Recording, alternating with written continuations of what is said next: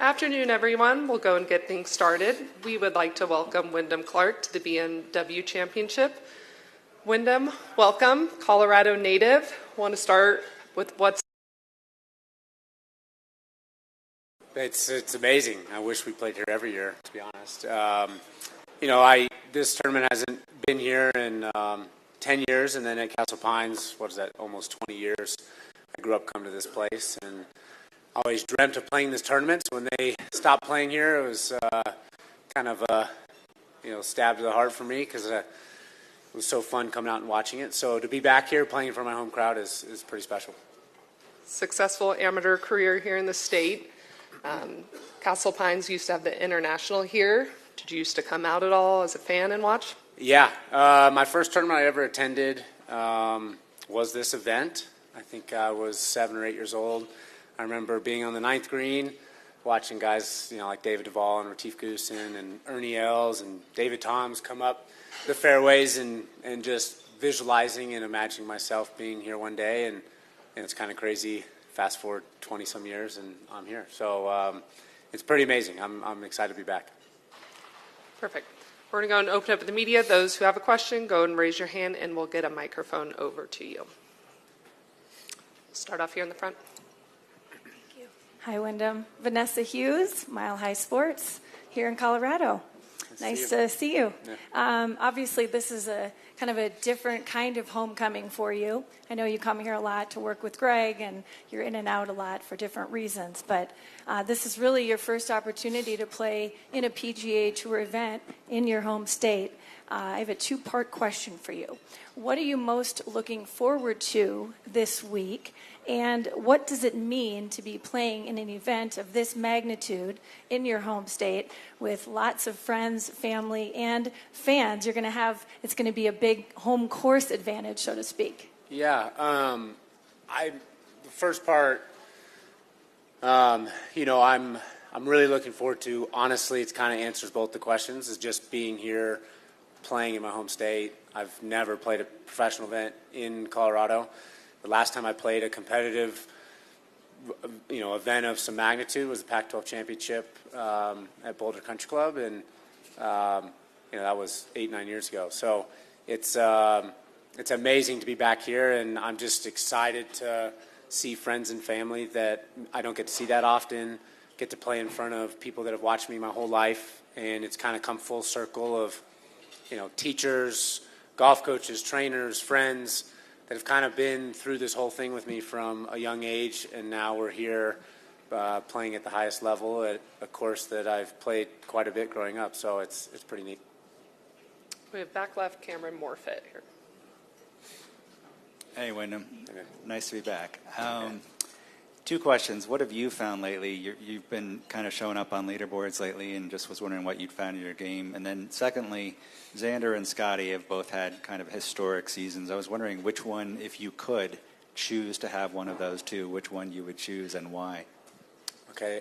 First part, I've gotten back to a little bit more of my process. I think I was getting a little too outcome focused. As I had some early success in the year and was playing amazing golf, I think I just got, just falling short of Scotty a couple times, and then you're thinking, okay, I was just got too much into winning and trying to break through and win in some of those big events.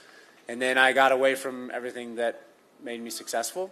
And I feel like recently, kind of in the last probably 4 weeks, gotten back to the process of focus on the things that got me here, playing good golf, and I've started to play good golf. And, I've had some poor rounds to start, but I feel like I'm overcoming that and doing a lot better. And so I think it's, my game's trending in the right direction. And then the next question, it's hard to answer. I mean, they both are so good, and, I enjoy playing with both of them, and they're both good buddies. It's hard to argue with how good Scotty's playing right now and what he's done this year. I know Xander's had an amazing year, and most years that's the best year anyone will ever have. But, Scotty's on a run that we haven't seen since Tiger. So I don't know if that answers your question, but I would choose both of them if I could. Sticking here with the left.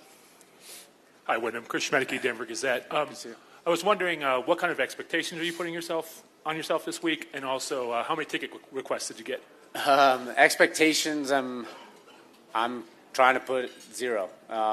Obviously, I want to do great. I want to perform in front of a home crowd, but at the same time, you know, there is a lot of expectations put on me and a lot of pressure, and I'm trying to just enjoy it more than anything. We might not come back here for a long time, so I really just want to soak it in, and if I play great, awesome. If not, I know I'm going to next week, and you know, I'm really just trying to enjoy the moment. And then as far as ticket requests, a ton. I've kind of had to limit it to mainly really close friends and family. Otherwise, we'd be giving out hundreds and hundreds of tickets. So, but I hope all those people still come out because it's fun seeing friendly faces. Very first row, Ben, here on the left. Maida, how much of an advantage is your course history here, and where will it show up the most? I mean, not a ton. Obviously, I've played more than anyone else. But I didn't grow up playing this course, per se, like every day. So, yes, I know some of the nuances maybe other people don't know. And then maybe where it shows up, you know, altitude's tough to play at, and I'm not here that much playing golf. When I come back, I'm either seeing family, friends, I'm fishing, or working with trainers. So when I'm back, I don't golf that much.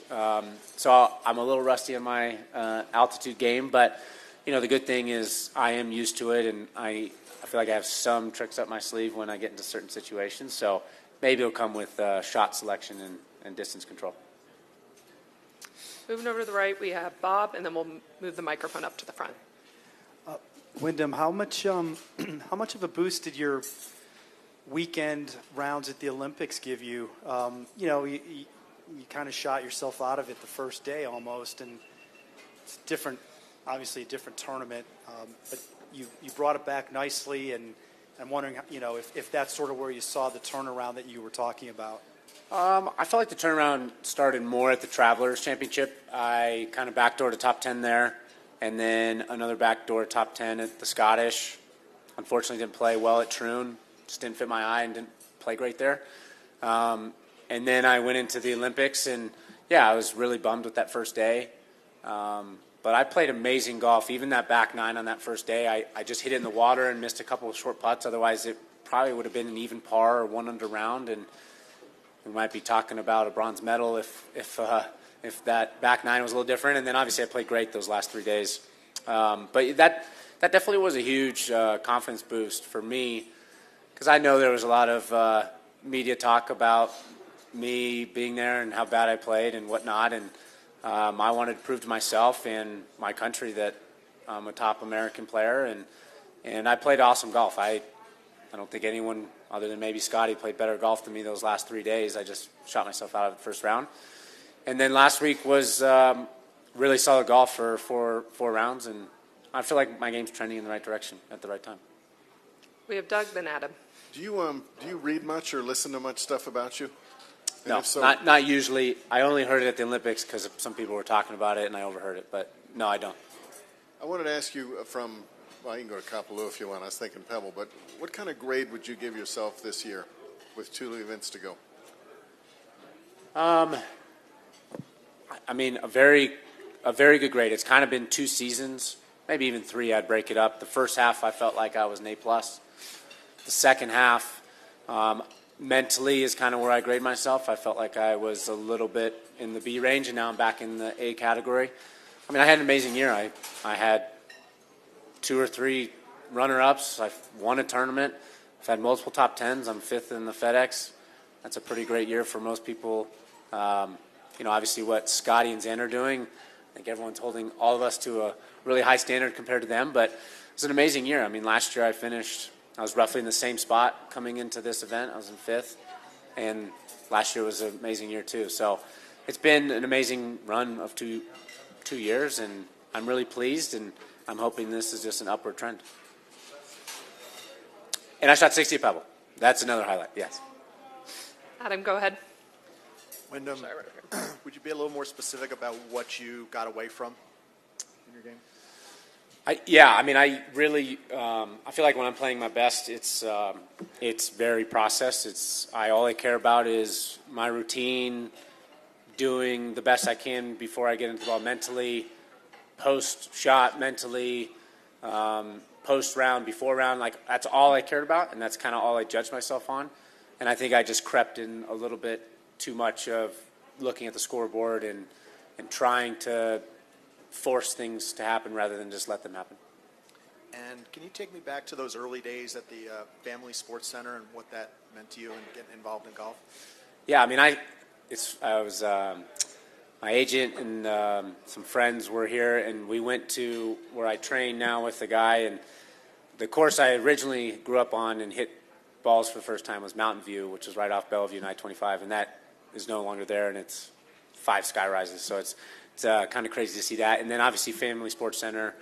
I used to work with Derek Tolan's dad originally, and I remember my dad and I would go there for 4 or 5 hours, and I'd just hit balls, and then I'd go short game and play those 9 holes. So it's amazing to see where I started at a kind of local muni, and then going through the college ranks and being here. It's pretty awesome, and it's fun.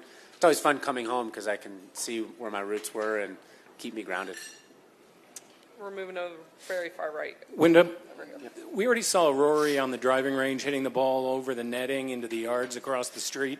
Would you expect you and your peers to have, I mean, by Thursday, will everybody have elevation figured out? Or do you expect it to be, would you expect it to be a challenge for everybody throughout the whole weekend? I think everyone starting Thursday will have a good, they'll feel comfortable with it. A lot of guys, I mean, we play a few events at altitude and have played them. The tough thing with elevation is it's not as consistent as sea level. So if you hit your 7-iron always about 185 at sea level, it constantly goes 185. Here at altitude, let's say it's called 205. Well, it could go 205 one shot, and then 210 the next shot, and then 200 the next shot. So there's a little inconsistency in the thin air and the altitude depending on how high you hit it. So if anyone seems to go long or short, it's probably because of trajectory. So that's going to be the challenge. I mean, everyone's going to have a good idea of how far they're hitting the clubs, but you can sometimes just hit one forever in Colorado. And over here on our front left. Wyndham. Given, I think you said 2 months ago that you'd played it roughly 30 times out here. I think maybe a couple guys have played this ever before this week. Between the altitude and coming to a totally new course, how much of a challenge putting yourself in the shoes of most of these players is it going to be for those guys? I mean, we're all so good now, and our books are so good, our information's so good, our teams are so good that, I think guys just one time seeing the golf course have a really good idea for it. Now, some of the nuances of maybe angles into certain pins or maybe certain breaks that maybe I'm more comfortable with just because I've been out here, they might not have. But there's a lot of major courses that we go to that we've never been to, and after 2-3 days of prep, guys feel really comfortable on it. So I don't think guys are going to be too far behind the 8 ball, but, I like to think I have a little bit of advantage, at least with being comfortable hitting the ball at altitude and the ball not curving as much and things like that. We're just passing the microphone 1 row back here.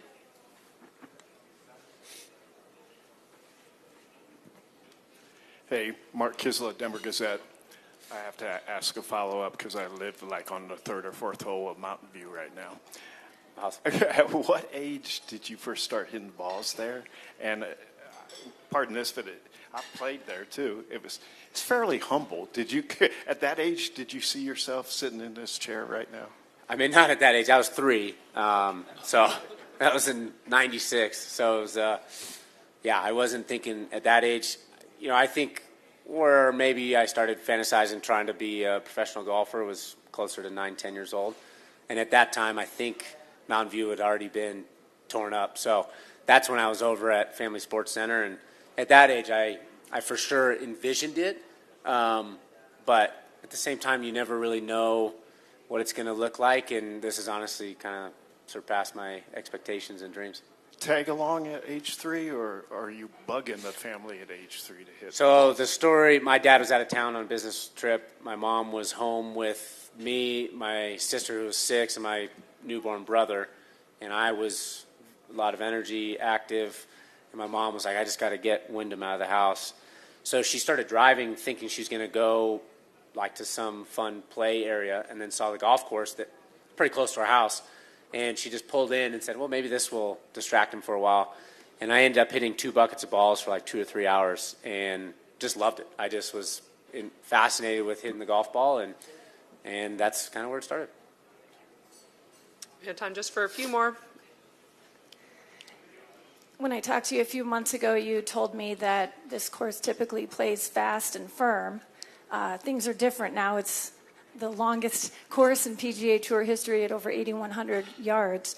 It's different at elevation, obviously, but you just played a practice round. What's your take on the course right now? What are your expectations? What do you kind of have to key on as we start the tournament on Thursday? Yeah, I mean, the course is very healthy. It's very green and lush. It's pretty soft, so it's playing all of that 8,100. You know, obviously with the altitude, it is shorter than 8,100, but it's playing about as long as it could right now because the ball's not rolling as much as maybe it normally does, and then the greens aren't firm either. So depending on the weather, and people that live here know the thunderstorms come up in the afternoon. If they don't come up and it's dry, this course is going to play really firm and fast, which makes it pretty tough, which is how it normally plays. But yeah, I mean, with how it is right now, the rough's more challenging than maybe it would normally be. But after seeing it, I think scores might be a little lower than maybe people wanted. Some of the members here, just because it's so soft. But you can't control human nature, so. All right.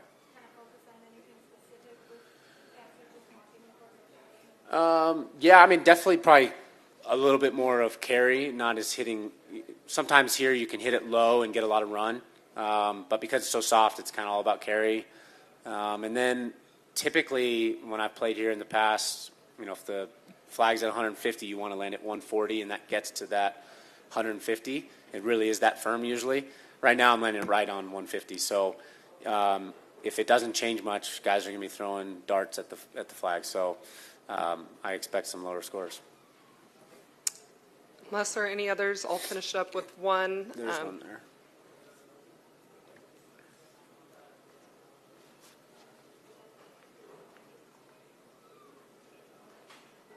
Sorry about that. What's the difference of playing in front of your home crowd, being that there are a few golfers from Colorado? Is there an additional pressure you feel like having to rep the state in this tournament? I'd be lying if I said no. I definitely feel a little more pressure that way, but at the same time, I think people just want to come watch me play and all of us play, and I think if I give my best effort and feel like I did everything I could, and whatever the outcome is, I'm hoping people just enjoyed that we're all here getting to play, and so I'm trying to not put as much pressure as I can on myself, and I'm just really trying to enjoy the moment. And then just a few weeks ago, spent opening ceremony with Colorado native and professional basketball player Derek White. Want to know the relationship there and when it dated back to? Dee and I have known each other, starting probably at like 9-10-year-old basketball. We used to play against each other, and I was on the Cherry Creek team. He was on, they were called the Dolphins, but I forget what kind of district they were in. But we used to play each other, and we were both point guards, and so I'd guard him, and we had a lot of battles, and it ended up always being the championship game was us versus them. And so Dee and I played against each other a lot, and then in high school we competed quite a bit in basketball as well, and it's really neat to see Dee's career going from going to a junior college and then playing at CU and then obviously getting drafted and now is a NBA champion for the Celtics, so and an Olympian. So it's really neat to see kind of Colorado sports kind of coming on the map with Derek, myself, and Christian, and some of the other Olympians, and it's a good thing for Colorado. I feel like the sports are in a good spot here. Perfect. That's all the questions we have. Wyndham, thanks for the time and good luck this week. Thanks.